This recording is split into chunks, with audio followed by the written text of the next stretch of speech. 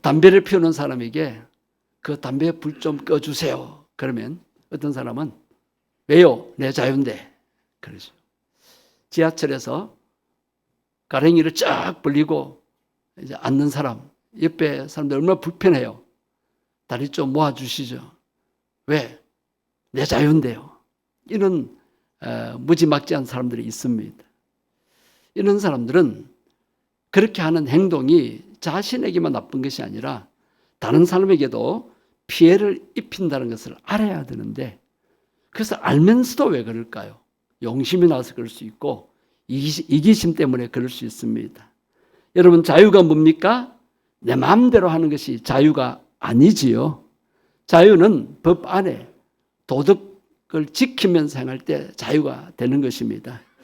아이들이 부모 간섭받기 싫어서, 공부하기 싫어서 내 마음대로 하고 싶어서 집을 뛰쳐나갈 때 그는 참 자유가 아니라고 했습니다.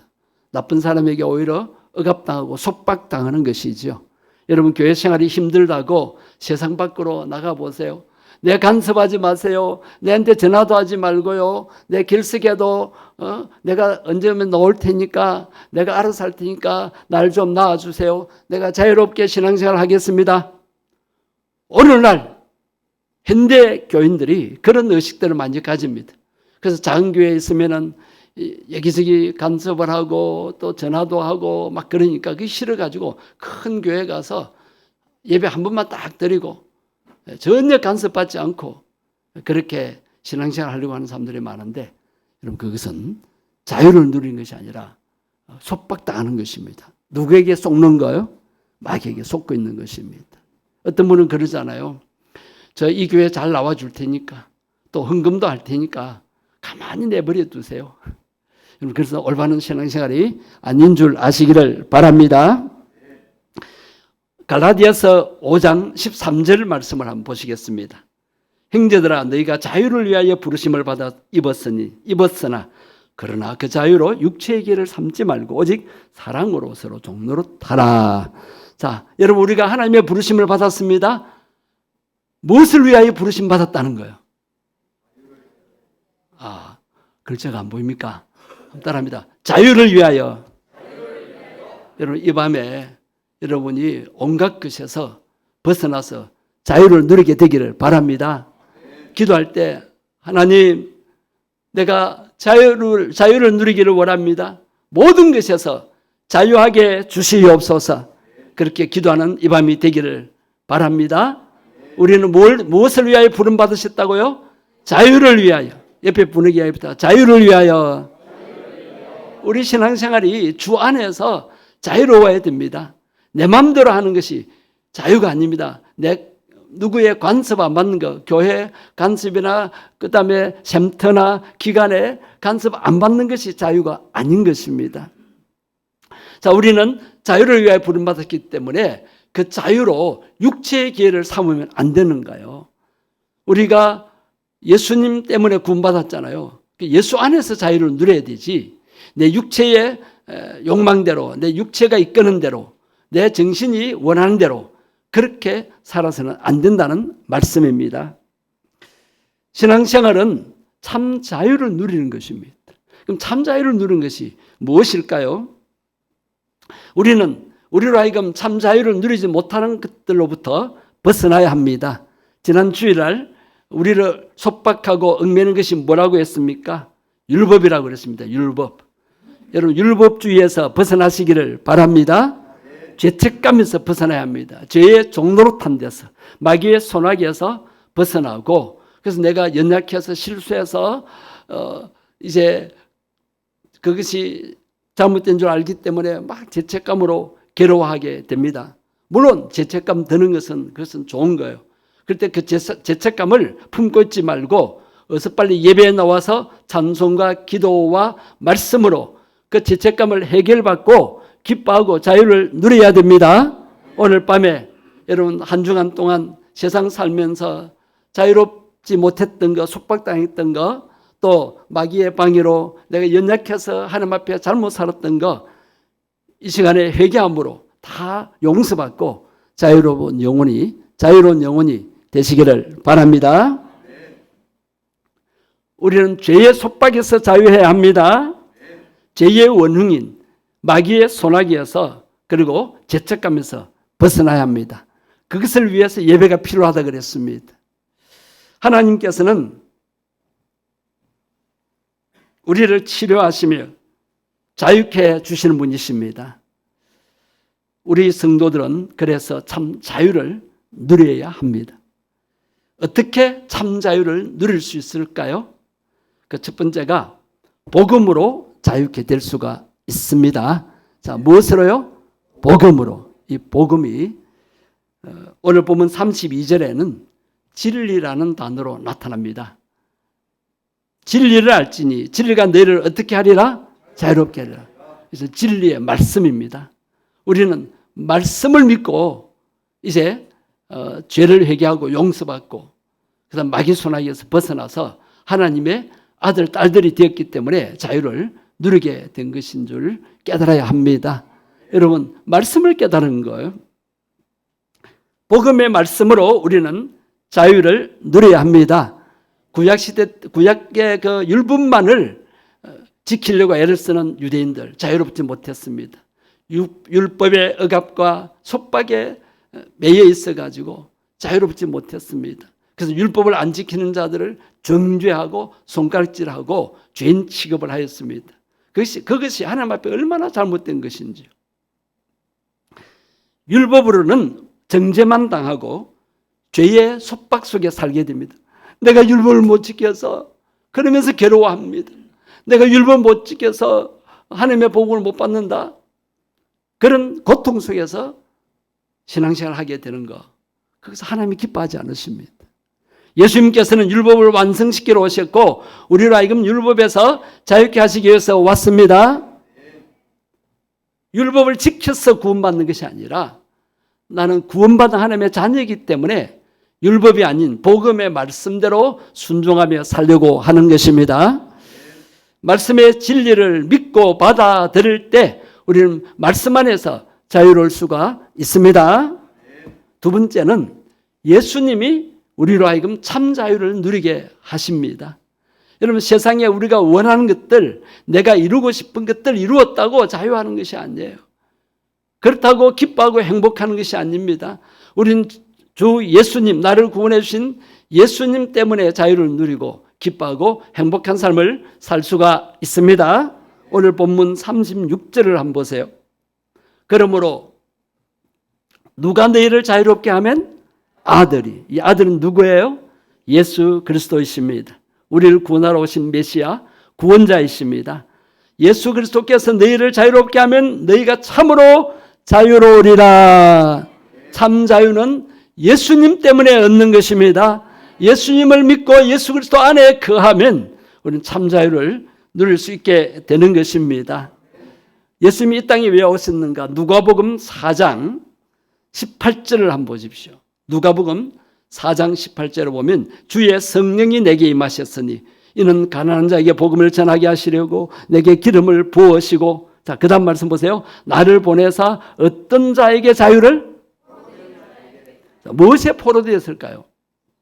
죄악에, 마귀에게 포로 잡혀 사는 거예요.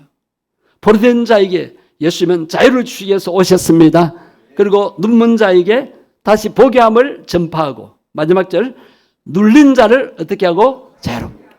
많은 사람들이 정신적으로 눌려 삽니다. 심적으로 눌려 살고 가슴이 뛰고 맨날 걱정 속에 사로잡혀 살고 불안하게 살고 그리고 우울감에 빠져 삽니다. 이런 모든 것들에서 예수님께서 우리를 자유케 하시려고 오셨습니다. 우리는 마귀의 속박에서 정신적인 눌림에서 자유해야 합니다. 한번 따라 하십시다. 나는 예수님 때문에 모든 속박에서 벗어나게 된다. 죄의 속박에서 자유케 되었다.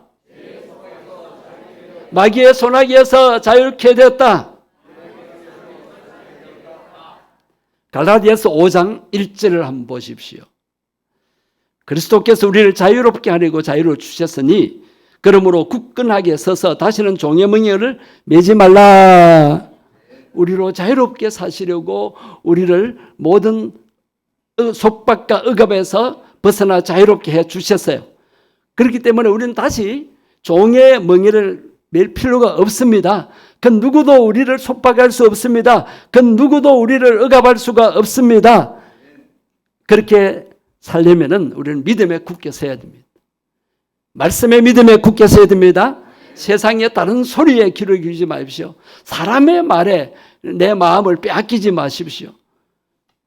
하나님 말씀 위에 굳게 서면 우리는 종의 멍에, 즉 죄의 속박, 마귀의 속박에 빠져들어가지 않게 됩니다.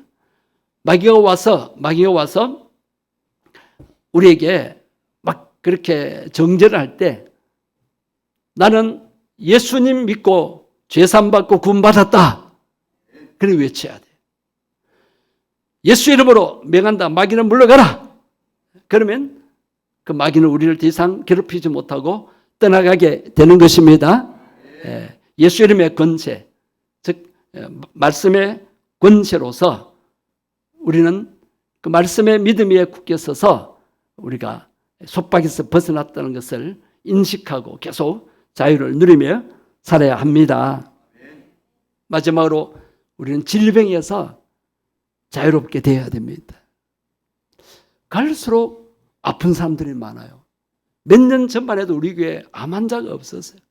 갈수록 암 환자가 많아지고 갈수록 아픈 사람들이 많아요. 지난 주간만 해도 아픈 사람을 다 뽑아보니까 20명이 넘어요. 그래서 제가 충격을 받았습니다. 우리 교회는 그래도 치유 기도를 한다고 하는 교회인데 왜 계속 아픈 사람들이 있을까요? 마태복음 10장 1절 말씀 한번 보십시오. 예수님께서 오셔서 3대 사역을 하셨고 그 사역을 12제자들에게도 그대로 이제 실행하도록 하셨습니다. 예수님이 못다 하는 그 3대 사역을 제자들에게 그렇게 이양을 하셨습니다. 자, 예수께서 그 12제자를 부르사 더러운 귀신을 쫓아내며 그 다음 보세요. 무엇을 고치는 권능을 주셨다고요? 모든 병과 모든 약한 것. 따라합니다. 모든 병 고칠 수 있다. 모든 약한 것 고침받을 수 있다. 누구 때문에? 예수님 때문에. 예수님이 우리의 연약함을 다 담당하시고 우리의 병을 다 짊어지셨지 않습니까? 여러분 그 사실을 믿습니까? 믿어집니까? 이 말씀을 수없이 했는데도 안 받아들입니다. 어떻게 해요? 병원 가야 낫지. 약 먹어야 낫지. 물론 병원 가고 약 먹어야 되죠. 그러나 병원 가도 안 되고 약 복용해도 안 되는 그런 한계가 있지 않습니까? 구약에도 기적적으로 병 고친 사람들의 그 이야기가 많이 나오고 신약에도 사복음서에도 예수님께 오는 모든 병자들을 다 고치셨지 않습니까? 그리고 제자들에게 계속 이 사역을 하라고. 오늘날 교회에도 말씀을 전파하고 말씀을 가르치고 그리고 치유를 병든 자를 낫게 하는 이 사역을 계속 해야 합니다.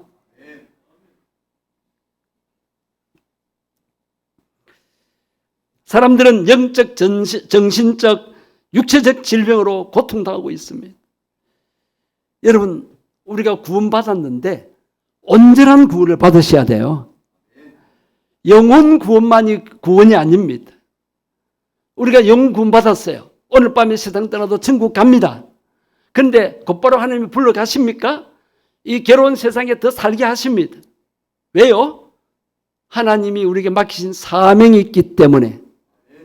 그러면 우리가 건강해야 되잖아요. 그러면 우리가 정신적으로 마음이 평안해야 되잖아요. 그런데도 괴로움을 당합니다.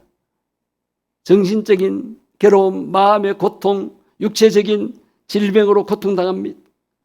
이런 모든 것에서 우리가 고침받고 자유케 되어야 됩니다. 네.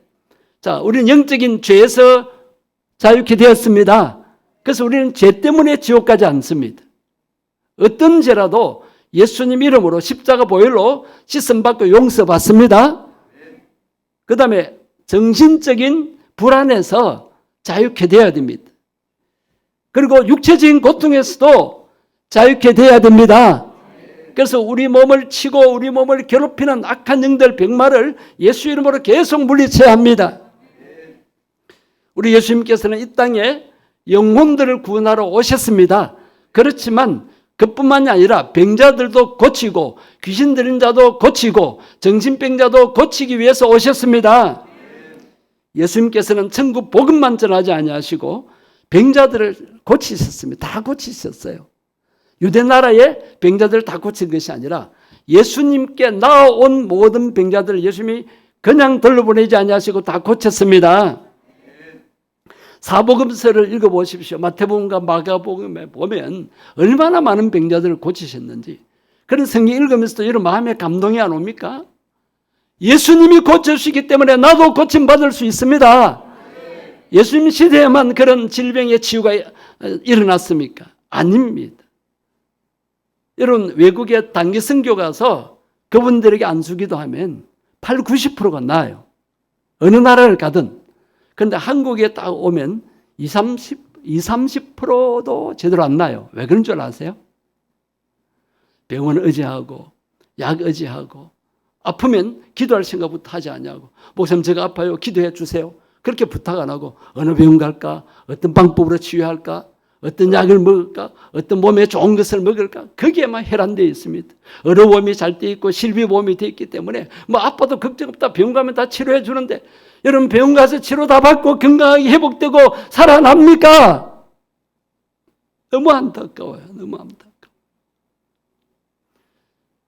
병원 가면서도 기도해야 되고 약 복용하면서도 간절히 기도해야 됩니다. 내가 약할수록 내 몸이 더 아플수록 사도 바울처럼 주님을 더 의지할 때 내가 약할 그때 주님을 의지함으로 주의 능력으로 내가 강한 자가 될 수가 있습니다. 여러분 아프다고 힘 빠지어 살지 마십시오. 내가 아파서 뭐 못한다고.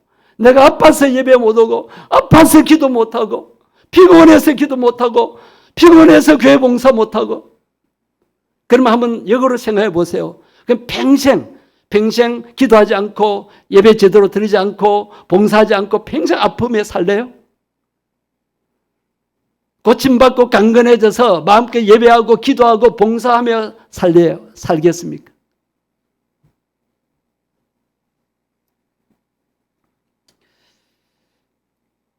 사복음서에만 해도 예수님이 병자들을 고친 이야기가 많이 나오는데 마태복음 8장만 보아도요.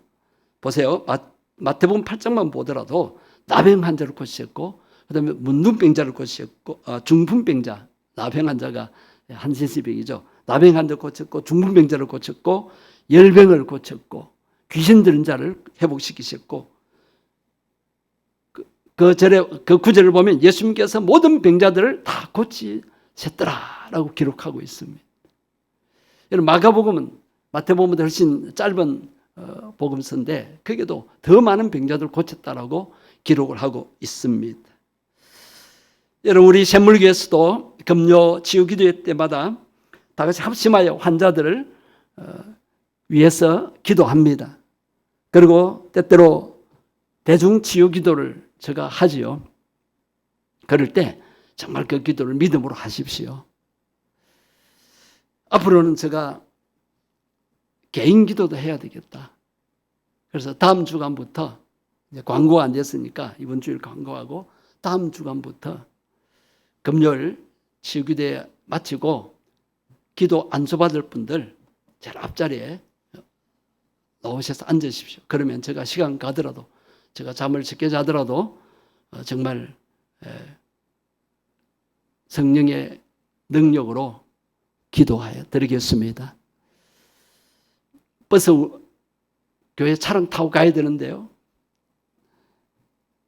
여러분 내 몸이 아프면 택시 타고도 병원 가잖아요. KTX 타고도 서울에 한 달에 한 번씩 가고 2주에 한 번씩 가잖아요. 차 핑계 대지 마십시오. 내 몸이 건강해지는 것이 중요하지. 아멘. 아니면 다른 사람, 늦게까지 기도하는 사람들 카풀로 좀 태워주는 봉사도 하면 안 좋습니까? 수요 예배 후나 금요 치유대 후에 이 개인 치유사역을 해야 되겠다는 그 마음이 계속 있었어요. 있었는데도 제가 억눌렀는데 우리 교회 아프신 분들이 너무 많아요. 전사님이 통계낸 것만 해도 20명 넘고요. 그 외에도 아파서 지금 교회 못 오는 분들, 뭐 감기에 걸려서 뭐 어떻게 해서 안 온 분들이 더 많아요. 한 30명쯤 될 거예요. 심각한 문제입니다, 여러분. 영혼이 먼저 강건해져야 돼요. 그래야 육신도 건강하고 마음도 평안하고 범사도 잘 되는 것입니다. 예배 제대로 안 오는데, 찬송 제대로 안 부르고 기도 안 하는데 어떻게 우리 영혼이 살아나고 강건해질 수가 있습니까? 이 밤에 여러분 기도하러 잘 오셨습니다. 여러분, 우리의 찬송이 뜨거움이 회복되고 기쁨이 회복되기를 바랍니다. 네. 찬송 힘없다고 다주간 소리 부르지 마십시오. 입만 뻥긋뻥긋 하지 마십시오. 다른 때는 고함 지르고 싸울 때는 엄청 목소리가 크면서 찬송 부를 때는 왜 다주간냔 말이에요. 배에 힘을 주고 찬송을 뜨겁게 할 수 있게 되기를 바랍니다.